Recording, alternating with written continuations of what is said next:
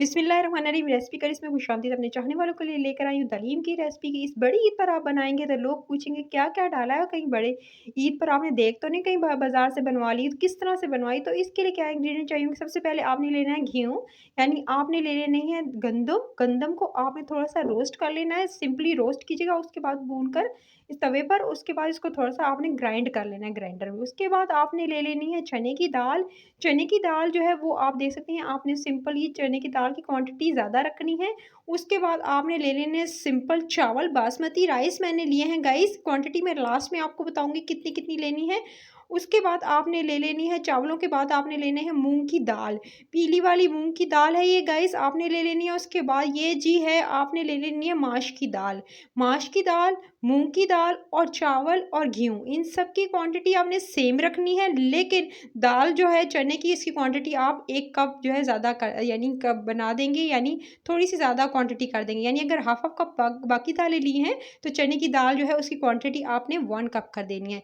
ये तमाम दालें अच्छी से आपने धोकर वॉश कर लेनी है। वॉश कर लेने के बाद गाइस आपने इसमें चने की दाल और माश की दाल नहीं डालनी है, ठीक है जी। इसको अच्छे से वॉश करने के बाद इसके अंदर आप तकरीबन 3 से 4 ग्लास पानी डालेंगे और पानी डालकर इसको जो है आपने एक तरफ कर लेना है, ठीक है जी गाइस।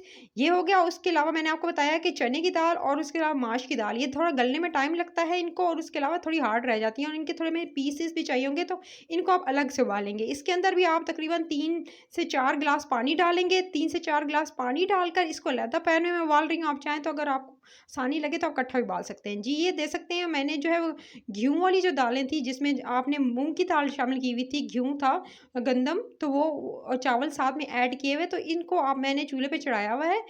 1 से 2 बॉयल आएँगे तो स्कम ऊपर की रिमूव करने के बाद इसके अंदर आपने जो है हल्दी पाउडर डाल देना है हाफ़ टी स्पून, साथ में आपने नमक भी इसके अंदर हाफ़ टी स्पून ऐड कर देना है। सेम आपने चने की दाल के अंदर भी ऐसे ही करना है, जिसमें आप पैन में आपने चने की दाल और साथ में माश की दाल चढ़ाई थी, उसमें भी आपने हाफ़ टी स्पून जो है आपने हल्दी ऐड करनी है और हाफ़ टी स्पून ही इसके अंदर सॉल्ट ऐड करना है। अच्छे से दे सकते हैं, ये पक रही हैं दालें, अच्छे से पकने दिएगा जब तक अच्छे से गल नहीं जाती। पानी इस तरह से रिड्यूस हो गया है, देख सकते हैं। मैंने इनको काफ़ी टाइम से रखा हुआ था, आपके सामने जो है ये बिल्कुल जो है बिल्कुल गल चुकी हैं। आप इसे देख सकते हैं, मैंने इसको जो है आप हाथों की मदद से यानी इसको देखा तो ये बिल्कुल एकदम सॉफ्ट हो चुकी है जी। अब जब आपकी ये दाल गल जाएगी तो अब आपने क्या करना है, इस तरह से जो है वो आप, या आपके घरों में होगा, आपने इस तरह से इसको अच्छे से आपने इसको मैश कर लेना है, ठीक है जी। ये लकड़ी का स्पैचुला होता है, हर घर में मौजूद होता है। तो इस स्पैचुला की मदद से आपने जो अच्छे से जो है वो इस तरह से, अगर चाहते हैं देगी ज़ायका है, तो इस तरह से आप इसको जो है वो इस तरह से मैश कर लीजिएगा। और इस मीनवाइल जो चने की दाल है और माशी दाल है, उसको भी इसी तरह से आपने जो है वो भी बिल्कुल सॉफ्ट हो चुकी थी, तो उसको भी मैंने अच्छे से इसी इसी तरह से जो है वो मैश कर लिया है। चाहें तो ब्लेंडर में भी कर सकते हैं, लेकिन वो टेस्ट नहीं आता है जो देग का टेस्ट होता है। कि आपने दोनों दालों को अच्छे से इस तरह से जो मिक्स कर लेना और अच्छे से मैश कर लेना। देख सकते हैं अच्छा सा, मैंने ये देखें क्या मज़ेदार सी, बिल्कुल मैंने अच्छे से चलाया ये स्पैचुला, और आप देख सकते हैं बिल्कुल मैश हो चुकी है दाल। तकरीबन मुझे 5-5 मिनट लगा है दोनों तरफ जो दालें थी इनको अलग-अलग मैश करने में जी। अच्छे से ये देखें बिल्कुल मैश हो चुकी हैं। चने की दाल में थोड़ा-थोड़ा ज़रा रहने दीजिएगा, यानी थोड़े-थोड़े दाने, ताकि वो जो है अच्छे लगते हैं जब आप उसे जो पकाते हैं। उसके बाद आपने दोनों दालों को एक तरफ भी मिक्स कर देना है, एक ही बड़े पैन में, एक बड़ी देगची में इस तरह से मिक्स कर दीजिएगा। मैंने जो थी वो आपके सामने जो है, मैंने दोनों दालें जो है अच्छे से मैश कर ली, ठीक है। ये जो गंदम वाली और उसके साथ जो है मूँग थी और चावल थे, ये भी इसी में शामिल करके एक दफ़ा फिर इसको अच्छे से मिक्स करेंगे, और अच्छे से इस तरह से आपने जो है एक दफ़ा जो है अच्छे से स्पैचुला चला लेना है। ये अच्छे से ये दाल जो है मैश हो चुकी है, इनको एक तरफ कर देंगे। मीनवाइल मसाला रेडी करेंगे। आपने तकरीबन 1 कप ऑयल लेना है, उसके अंदर जो है आपने ऐड कर देना है 2 बड़े प्याज़, और उनको अच्छे से जी आपने जो है वो उनका कलर चेंज होने देना है, ठीक है। उसके साथ मैंने इसके अंदर काला ज़ीरा ऐड किया, 1 टेबलस्पून भरकर ऐड कर दिया। मीनवाइल जो है मैं चिकन से बना रही हूँ, मैंने आपको बताया। आप सेम रेसिपी जो है वो आप बीफ से बनाएँगे, मटन से बनाएँगे, क्योंकि बड़ी ईद आ रही है तो कुर्बानी का गोश्त होगा, तो आपने इस तरह से बनाया। उसके बाद ये जी अदरक लहसुन का पेस्ट था जो मैंने तकरीबन 2 टेबलस्पून लिया था। और उसके बाद प्याज़ अच्छे से मेरे जो है वो लाइट गोल्डन हो चुके थे, इसमें से जो है 1 बड़ा चमचा मैं भरकर निकाल लूँगी, क्योंकि के हमें जो है वो हलीम के ऊपर ड्रेसिंग के लिए ज़रूरत होगी, तो आप पहले से इसे अलग से एक जो है आप नीचे जो है पेपर रखिएगा, ठीक है? उसके ऊपर जो है अच्छे से जो है वो फैला दीजिएगा। फिर अदरक लहसुन का पेस्ट ये 2 चमचे थी भरकर, 2 टेबलस्पून भरकर जी इसके अंदर ऐड कर दिया इन प्याज़ों के, और अच्छे से ऐड करके इसकी भुनाई करेंगे, ठीक है? 1 से 2 मिनट अच्छे से इसको जो है भूनना है। अदरक लहसुन की खुशबू जो है अच्छी सी सूंधी सी आने लगे तो इसके अंदर मसाले शामिल करेंगे। हल्दी पाउडर 1 टीस्पून, लाल मिर्च का पाउडर 1 टीस्पून इसके अंदर जाएगा, कुटी हुई लाल मिर्ची आप इसके अंदर 1 टीस्पून ऐड करेंगे।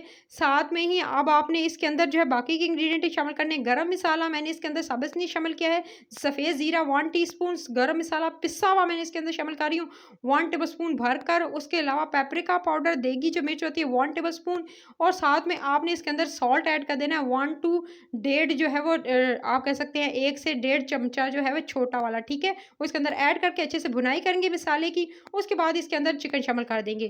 गाइस बड़ी ईद है तो आपके पास जो गोश्त होगा, चाहे आप चाहें तो इसी सेम रेसिपी के साथ आप बना सकते हैं इसको। आपने जो है बीफ की जगह जो है बीफ हो गया, मटन हो गया, उसको जो है प्रेशर कुकर में डालिएगा।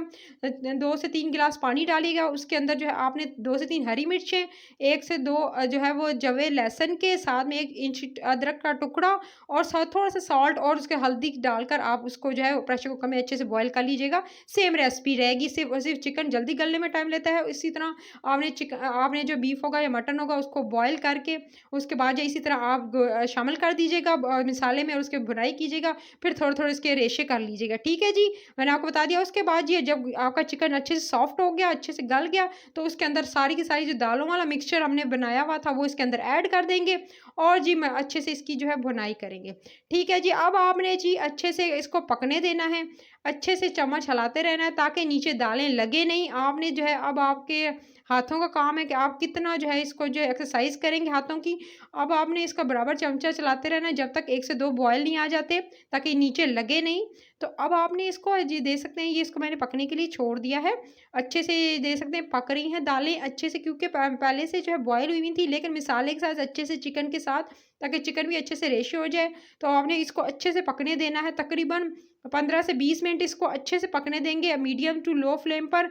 और जी देख सकते हैं क्या मज़ेदार गाढ़ी सी ये जैसे दलीम रेडी हो चुकी है। मैंने आपको बताया आप जो है वो बीफ और मटन के साथ बना सकते हैं, लेकिन उसको पहले से प्रेशर कुकर में गला लीजिएगा, और गलाने के बाद फिर आप इसको शामिल कीजिएगा, और सेम मसाले में शामिल करके जो है वो इसको सर्व कीजिएगा।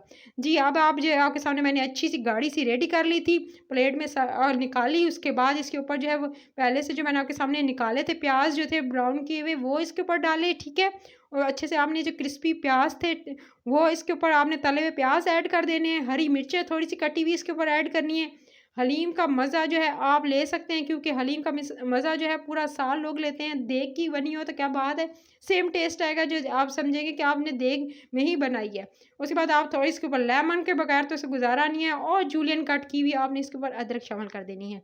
जी मज़ेदार जो है आपके सामने आपकी हलीम जो है वो रेडी है। इस हलीम को आप ज़रूर एंजॉय कीजिएगा, घर वालों को खिलाइएगा, और फ्रेंड्स और रिलेटिव्स को ज़्यादा से ज़्यादा शेयर कीजिएगा, ताकि वो भी अपने घर में बना सकें।